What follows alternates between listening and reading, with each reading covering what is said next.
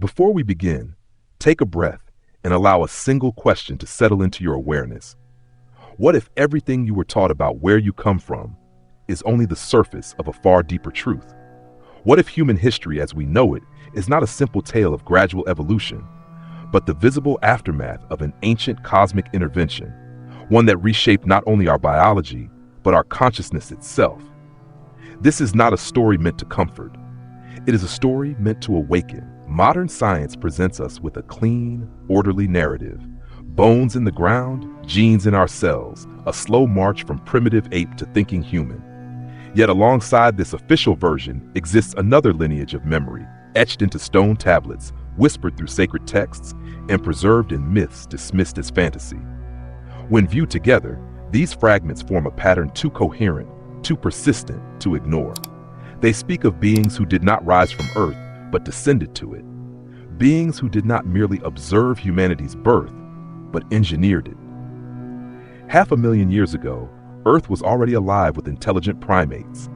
These were not mindless creatures stumbling through chaos, but Homo erectus, social, adaptive, and deeply connected to the natural rhythms of the planet. They lived in balance with their environment, guided by instinct and communal bonds. And yet, despite their intelligence, they stood at an evolutionary threshold they could not cross alone. It was at this precise moment that the sky opened, not metaphorically, but literally. From beyond Earth arrived a civilization known to the Sumerians as the Anunnaki, those who came from the heavens. Their arrival was not spiritual symbolism, it was logistical necessity. Their homeworld, Nibiru, was dying. Its atmosphere was collapsing, stripped of its protective shield. Through advanced science, the Nibiruans discovered that microscopic particles of gold suspended in the atmosphere could stabilize and restore their planet. Gold was not currency to them, it was survival. Earth, rich in this precious element, became the focal point of a desperate interplanetary mission. The first to uncover Earth's vast gold reserves was Alalu, a former Nibiruan commander. His discovery triggered events that would permanently alter the destiny of this planet and every species upon it. To understand what followed, we must understand the hierarchy behind the mission. At the top stood Anu, the supreme ruler of Nibiru, a being of immense authority whose lineage bridged multiple star systems. Beneath him were his sons, each embodying radically different philosophies. Enki, the brilliant scientist and genetic engineer, possessed not only unmatched intellect, but a profound curiosity about life itself. Enlil, the administrator and strategist, was rigid, hierarchical, and uncompromising, committed to order, control, and efficiency above all else. When the crisis on Nibiru intensified, Anu dispatched Enki and a team of 50 Anunnaki workers, known as the Ajigi, to establish mining operations on Earth.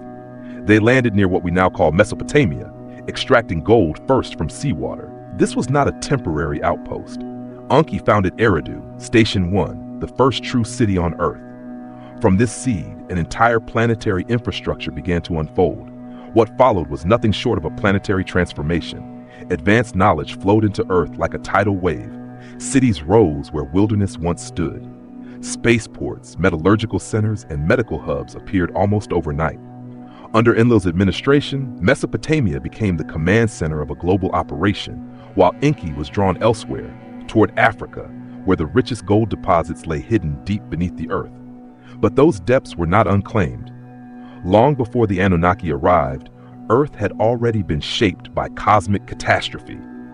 The destruction of a planet known as Tiamat, whose remnants now form the asteroid belt, had seeded Earth with another ancient race, the reptilians. Rather than initiate a war that would jeopardize the mission, Enki chose diplomacy.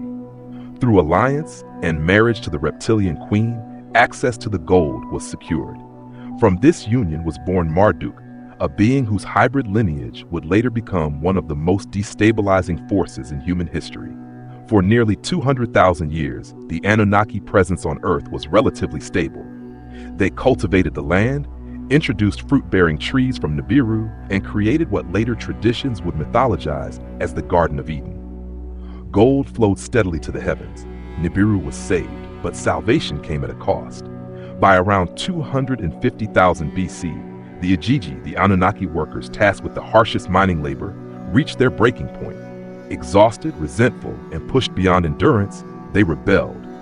The entire operation stood on the brink of collapse. The Anunnaki were not miners by nature. They were engineers, scientists, and rulers. Losing them to labor was unsustainable. A solution had to be found. It was Enki who proposed the unthinkable.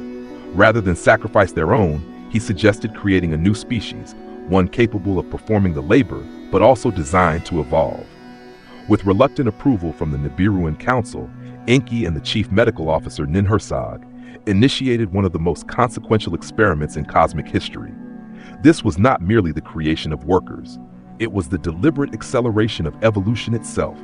By combining the DNA of Homo erectus with their own genetic material, the Anunnaki planted the foundation of Homo sapiens.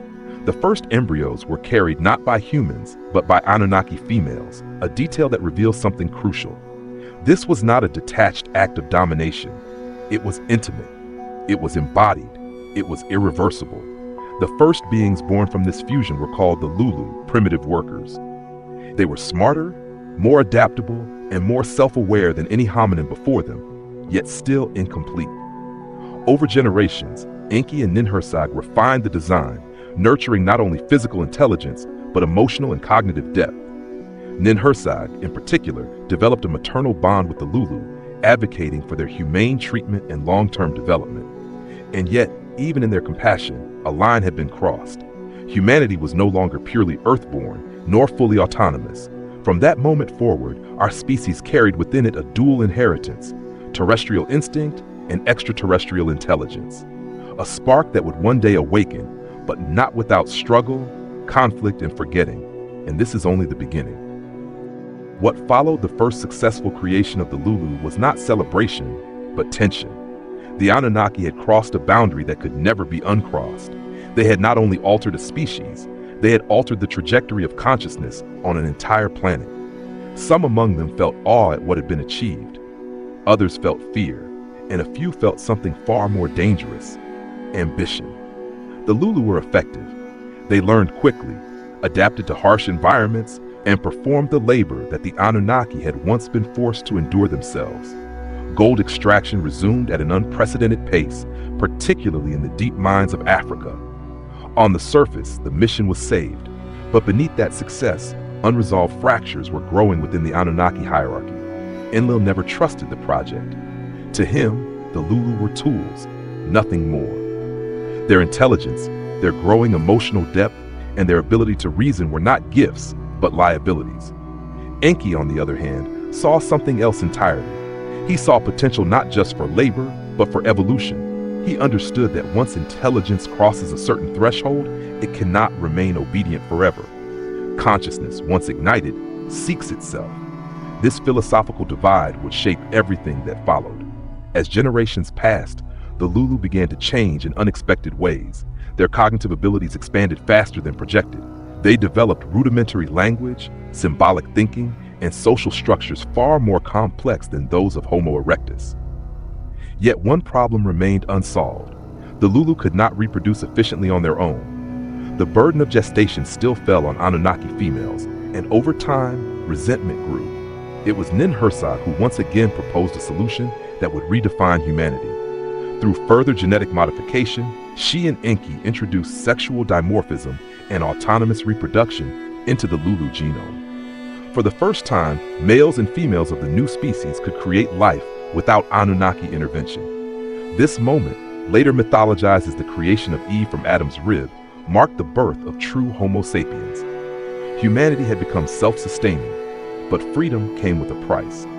Around 150,000 years ago, Earth entered a brutal glacial period. Ice advanced across continents, ecosystems collapsed, and survival became the sole focus of early humans. Any momentum towards spiritual or intellectual development slowed to a crawl. In some regions, legends speak of humans retreating underground, seeking refuge beneath the Earth's surface. Places like Lemuria, once vibrant centers of early civilization, disappeared from the surface world, preserved only in fragmented memory.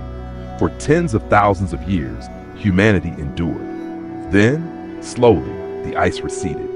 As the climate warmed around 100,000 years ago, humans emerged from survival mode into something new. With basic needs met, attention shifted inward. Social bonds deepened. Symbolism flourished. The seeds planted by the Anunnaki began to sprout, not just biologically, but spiritually. Consciousness expanded once more. It was during this fragile resurgence that the Anunnaki made a choice that would echo through every myth, every religion, and every forgotten legend that followed. They returned, this time not as distant overseers, but as participants. Interactions between Anunnaki and humans increased, and from these unions emerged beings unlike any the Earth had seen before. Ancient texts would later call them the Nephilim, giants, heroes, demigods. These were not metaphors.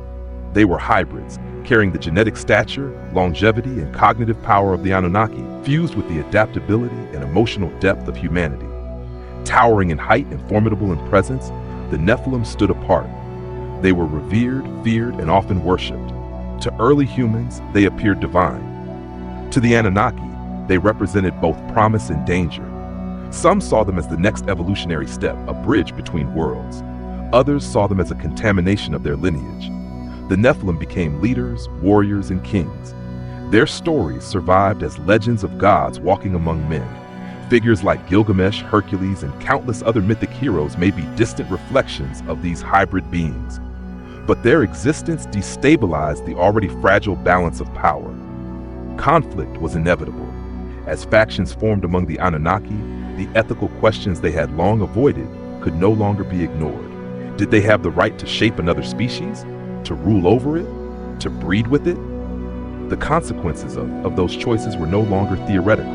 They were walking, speaking, and reshaping the world. And nowhere would those consequences manifest more dramatically than in the figure of Marduk. Born of Enki and the reptilian queen, Marduk carried within him a double inheritance, Anunnaki intellect and reptilian dominance. Unlike Enki, whose curiosity was tempered by compassion, Marduk was driven by entitlement. He believed Earth was his birthright. And unlike Enlil, who valued order, Marduk valued control. He would not wait for permission. Far from the eyes of the Anunnaki Council, Marduk turned his attention to a civilization that embodied everything he desired, Atlantis.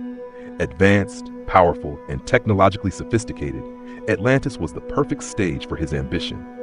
By subtly influencing Atlantean scientists, Marduk introduced technologies far beyond what the civilization was ready to wield.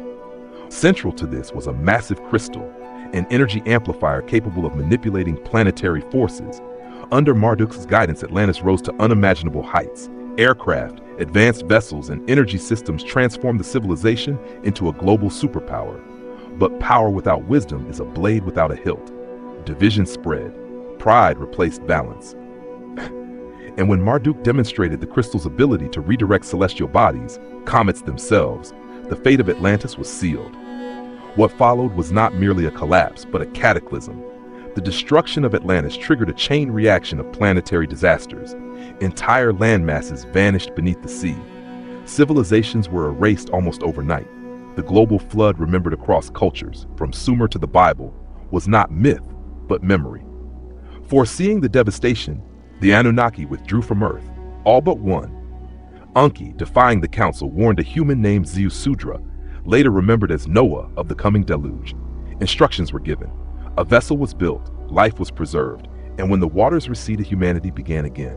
But this time, the old world was different. The old world was gone. The gods no longer walked openly among humans. Knowledge was fragmented, scattered across bloodlines, symbols, and secret teachings. And the stage was set for a new kind of control, one no longer based on brute force, but belief. And that is where the story turns darker still. After the flood, Earth was quieter, almost reverent, as if the planet itself were catching its breath. Entire civilizations had vanished beneath the waters, their knowledge scattered, their monuments buried, their memory reduced to whispers carried through bloodlines and myth. Humanity survived, but it emerged smaller, humbler, and more malleable than before. The Anunnaki returned cautiously. This time, there would be no global empire, no open rule from the skies. The catastrophe of Atlantis had proven one thing beyond doubt. Direct intervention bred uncontrollable consequences. Reconstruction would be subtle, guidance would be selective, and power would be carefully redistributed. The first post-deluge city, Kish, rose as a symbol of renewal. Under King Etana, humanity began to reorganize itself, learning once again how to farm, build, and govern. Enki provided seeds, tools, and agricultural knowledge, ensuring that humanity would not merely survive, but stabilize. Mount Ararat became a focal point, a rebuilt spaceport disguised as a sacred mountain, later mythologized as Jerusalem. Even the pyramids, resilient against the flood, were rediscovered rather than constructed anew. By around 9000 BC, civilization was rising again across multiple regions. In Egypt, a new order was established under the guidance of a being humanity would remember as Thoth. But Thoth was not a god in the simplistic sense. He was a preserver, a bridge between worlds, between ages, between what had been lost and what could still be remembered. Long before Egypt, Thoth had lived under another name in another age. In the time of Atlantis, he was known as Thoth or Tahuti, though older traditions refer to him as Chikit Arlik Viltis, the seeker of wisdom. For over 16,000 years, he ruled Atlantis not as a tyrant, but as a steward of knowledge. Under his guidance, Atlantean civilization reached levels of scientific, energetic, and spiritual mastery that modern humanity can scarcely imagine. Atlantis was not destroyed by ignorance, it was destroyed by imbalance. When its fall became inevitable, Thoth and a small group of initiates preserved what they could, not in machines or monuments, but in consciousness itself. Sacred geometry, harmonic principles, and cosmic laws were encoded into symbols, rituals, and oral traditions designed to survive catastrophe. When Thoth arrived in Egypt after the flood, he did not build from scratch. He reactivated dormant memory. In Egypt, Thoth became the architect of order. He introduced mathematics, astronomy, medicine, and writing. He established mystery schools where initiates learned not what to think, but how to perceive. He became the scribe of the gods, the keeper of Ma'at, the cosmic balance that holds reality together. The Egyptian Book of the Dead, often misunderstood as a funerary text, was in truth a manual for navigating consciousness beyond physical death. But even Thoth understood that no civilization, no matter how enlightened, is immune to corruption.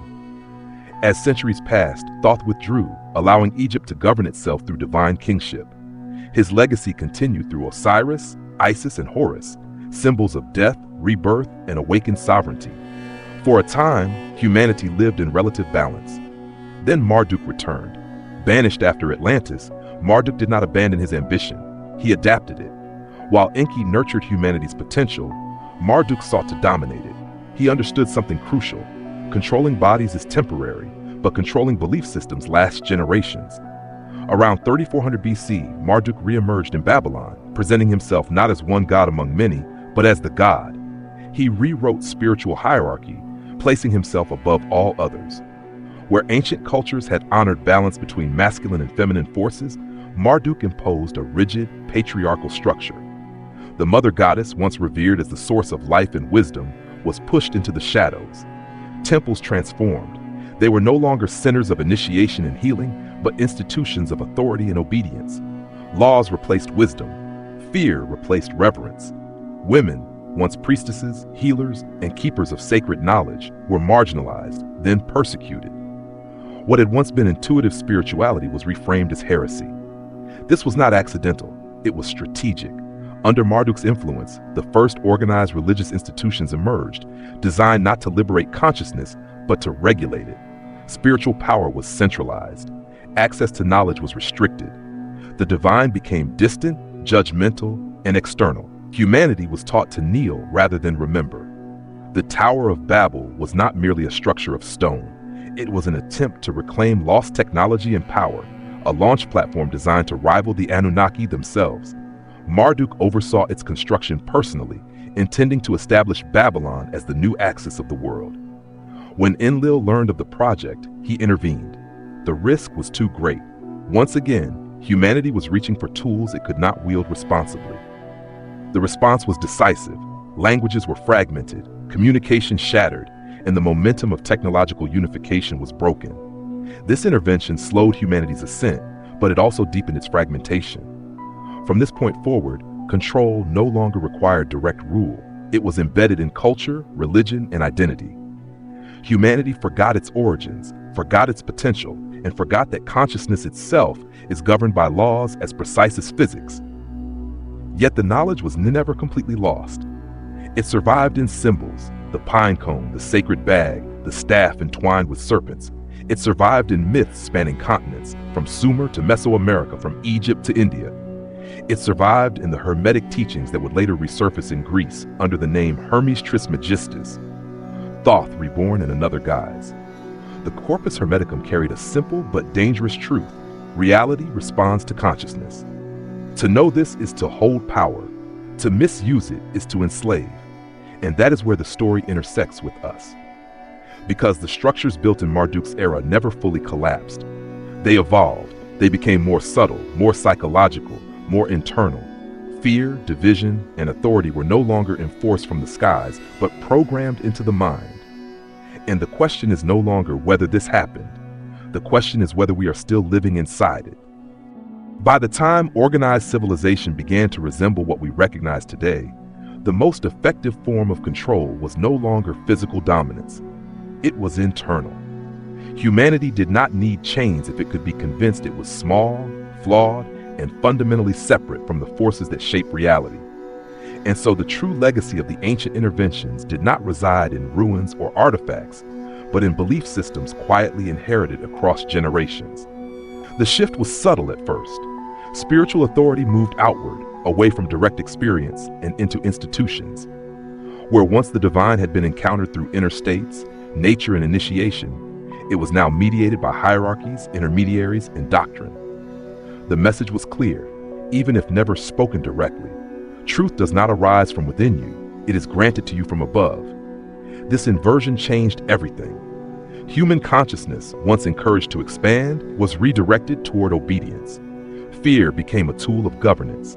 Guilt became a mechanism of self-regulation. Over time, these emotional frequencies embedded themselves so deeply into the human psyche that they began to feel natural. Yet fear is not natural to awareness, it is learned. The ancient knowledge understood something modern society has almost entirely forgotten. Reality operates according to immutable laws that function whether one believes in them or not. Just as gravity does not require faith to act, the laws governing consciousness, perception, and manifestation operate silently, shaping experience from the inside out. Those who understood these laws could influence outcomes. Those who did not became subject to them unconsciously. This is why knowledge was restricted. The mystery schools that once taught direct experience of these principles were dismantled or absorbed into systems stripped of their transformative power. Teachings that emphasized inner mastery were reframed as dangerous. Symbols that once encoded multidimensional truths were reduced to decorative motifs or misunderstood myths.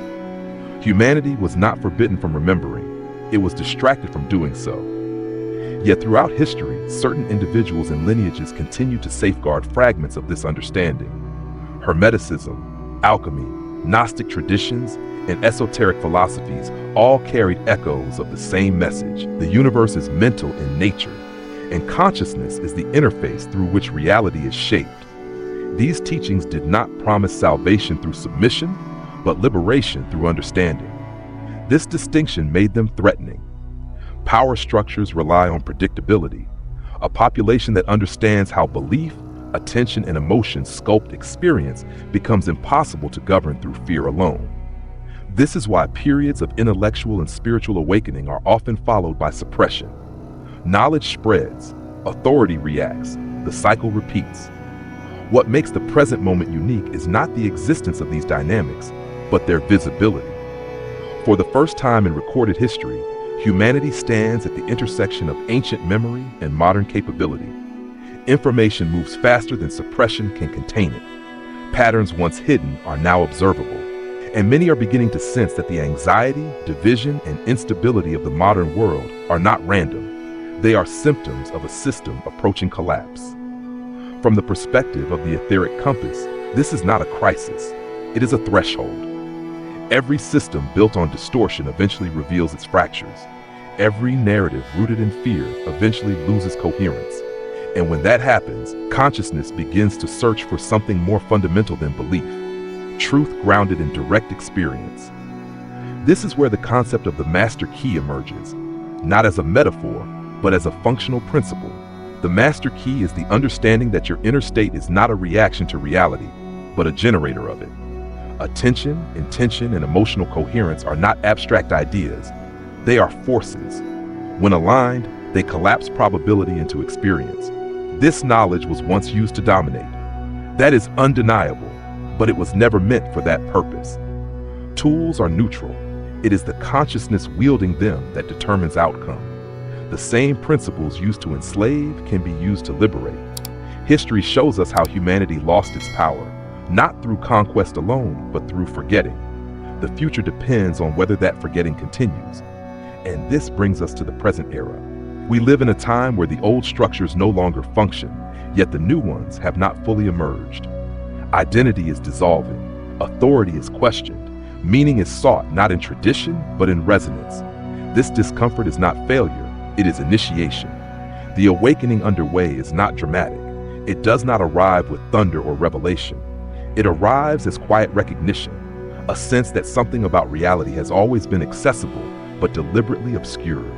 A realization that the most profound truths are not hidden in distant stars or ancient ruins, but within the mechanics of awareness itself. The etheric compass exists for this moment, not to tell you what to believe, but to help you orient yourself in a reality that is far more participatory than you were taught. To point not toward an external savior, but toward an internal sovereignty. To remind you that while history explains how power was taken, consciousness reveals how it is reclaimed. And now there is only one chapter left.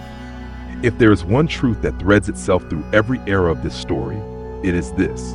Humanity has never been powerless. It has only been distracted from its power. The ancient interventions, the genetic modifications, the rise and fall of civilizations, and the restructuring of belief systems were not designed to erase human potential, but to delay its realization. Power was not destroyed, it was deferred. What we are witnessing now is the end of that deferral. Across the planet, old narratives are breaking down simultaneously. Political systems strain under their own contradictions. Economic structures reveal their fragility. Religious frameworks lose authority as fewer people are willing to accept inherited truths without direct experience. This unraveling is not chaos for its own sake. It is a recalibration. When a system no longer reflects reality, reality forces it to adapt or collapse. From the perspective of ancient cycles, this moment was inevitable. The Anunnaki experiment succeeded far beyond its original intention. Humanity did not remain a workforce. It became a carrier of consciousness capable of self-reflection, creativity, and ultimately self-realization. The very traits once feared by Enlil and exploited by Marduk are now emerging as humanity's greatest strengths. Curiosity, intuition, the capacity to question authority, the ability to sense truth beyond words. These qualities cannot be suppressed indefinitely. What was once encoded genetically is now activating psychologically and energetically.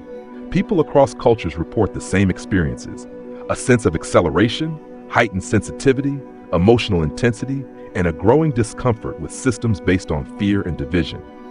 This is not coincidence. It is coherence. When consciousness reaches a certain density, it begins to recognize itself. The ancient texts spoke of this not as an apocalypse, but as a transition. In this context, the so-called War of Gods was never merely external. It was a conflict between two approaches to consciousness, one based on control, hierarchy, and external authority, the other based on resonance, balance, and internal mastery. That conflict did not end in antiquity, it internalized. It became the quiet tension between fear and awareness inside every human mind. And this is where choice enters the equation. The laws that govern reality have never changed. Attention amplifies, emotion charges, belief directs. Whether these mechanisms enslave or liberate depends entirely on whether they are used unconsciously or consciously. Marduk's greatest success was not domination through force, but through ignorance of these laws. His greatest failure is that ignorance can only persist for so long. Knowledge, once reactivated, cannot be undone. This is why remembering matters more than believing. Belief is passive, memory is active. Memory reshapes identity, and identity reshapes behavior. The awakening unfolding now does not require everyone to accept the same narrative of ancient history. It requires something far simpler and far more radical: personal responsibility for one's inner state. When you understand that your perception influences your experience, victimhood dissolves. When you recognize that fear is a frequency rather than a truth, it loses authority. When you realize that awareness itself is the constant beneath every changing form, you stop searching for permission to be sovereign. This is the threshold humanity stands upon. The future does not depend on extraterrestrials returning, ancient gods revealing themselves, or hidden technologies being uncovered. Those are distractions. The real shift occurs when individuals stop outsourcing meaning and begin observing the mechanics of their own consciousness. When enough people do this, systems based on manipulation simply fail to function. Not through revolution, but through irrelevance. The etheric compass was never meant to point backward in nostalgia or forward in prophecy. It points inward, where the only true navigation occurs. Ancient history is not presented here to glorify gods or demonize them, but to provide context, to show how power was externalized, fragmented, and mythologized, and more importantly, to show how it can be reintegrated. This is not about awakening overnight or transcending humanity. It is about inhabiting it fully, about recognizing that consciousness did not emerge accidentally, nor was it gifted to us as a favor. It was cultivated through struggle, experimentation, and time, and now it is mature enough to stand on its own. The story you've just traveled through is not a closed chapter. It is an origin point. What matters is not whether every detail aligns with conventional history, but whether the pattern resonates, whether it explains something you have always felt but never articulated, whether it reminds you that reality is far more participatory than you were taught. Because the final truth is this: no external force can awaken humanity. That process is already underway, unfolding individually, quietly, irreversibly. History shows us how the power was taken. Consciousness shows us how it returns. This video was only the first step. If this perspective resonated with you, stay with the journey. The next chapters will move beyond history and into practice, into the mechanics of perception, intention, and manifestation, not as theory, but as lived experience. The compass is set, the direction is clear, and the path forward has always been within you.